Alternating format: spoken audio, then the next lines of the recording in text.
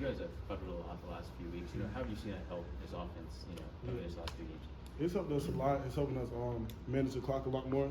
It's helping to really disguise our formations as well. Because when we played weight, we was in control of the game for I think 40 minutes on offense.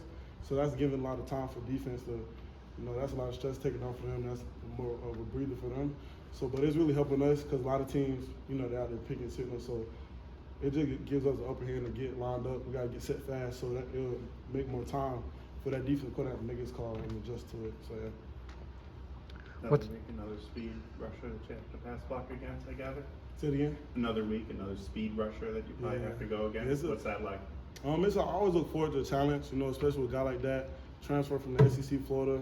So he has 9 sacks, so he's in the position he's in for a reason. So it's always a good matchup. I always like to, go against guys that has that something good going for himself, having a good season, so I can rise to that occasion and really show everybody like who I really am.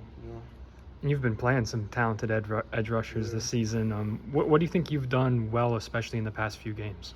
I feel like, with Clemson and Miami, I've been more consistent because, during the beginning of the season, I wasn't as consistent as I needed to be, but, I really, took pride in just learning from the play before, moving on from it, and just continue to grow from that. Yeah. Seems like sometimes you take on the role of bodyguard on the offense if there's a little bit of a skirmish or somebody steps out of line on the other team. Do you like stepping in and letting people know, like, hey, big man has arrived? We just got to be there for our brothers. That's all it is. So if we see somebody in our quarterback face or when our brother's face, we're going to defend them no matter what. If they're right, wrong, no matter what. Are you a talker on the field? Yeah, it depends. It depends on who we're playing. Miami, I was a talker. I was a talker in Miami. Because you know some of those guys, or I ain't know none, but is it a Florida thing? Yeah, me being from Florida, I know how they are. If you know, but they like to talk down south. Yeah. Sometimes it's hard to stay quiet. It's hard. And being from Florida, was that a gratifying win for you? Yeah, it was a good win. It's always I feel like every in-state kid has a chip on their shoulder when they play in-state school that didn't offer them or take a chance on them. So that's what it is. It's always a good chance to play that home state team, get a win on them. So yeah. Anything else for Anthony? You won 3 games in a row now.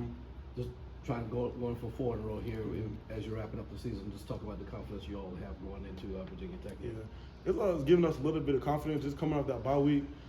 Just that Duke game, we really had the chance to reflect at ourselves, really find our identity again.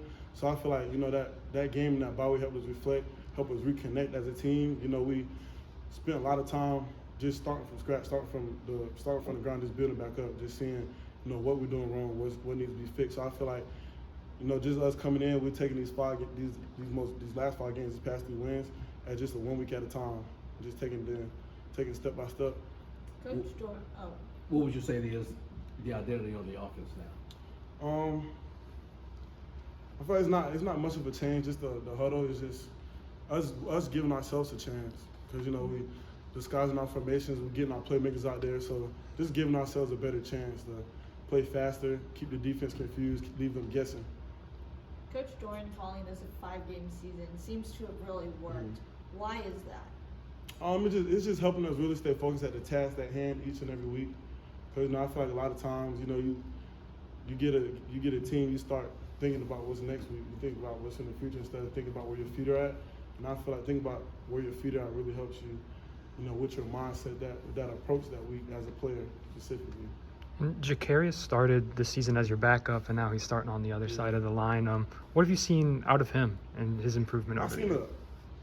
I'm proud of him because I hosted him, so I take big pride in that. But I'm proud of him. I see a lot of growth in him, just his character, just the way he carries himself. He carries himself with a chip on his shoulder, and that's the type of guy you want, playing on the offensive line, playing in your locker room.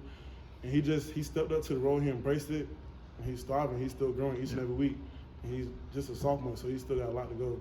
But I'm most definitely proud of him, though. Anthony, speaking of the offensive line, how much pride do you take personally following the footsteps of guys like Chandler Zavala, Ike Ekwonu, and just notable offensive linemen that have come through this program? I take a lot of pride in it because, him, like guys I knew like Chan, Ike, and Speeds, when I came in, those are guys that, taught me, the right way to do things. They led the right way. So, that's impacted me in a positive way because now that I see how they did it, it's my turn to give back to the young guys that's under me who's next up.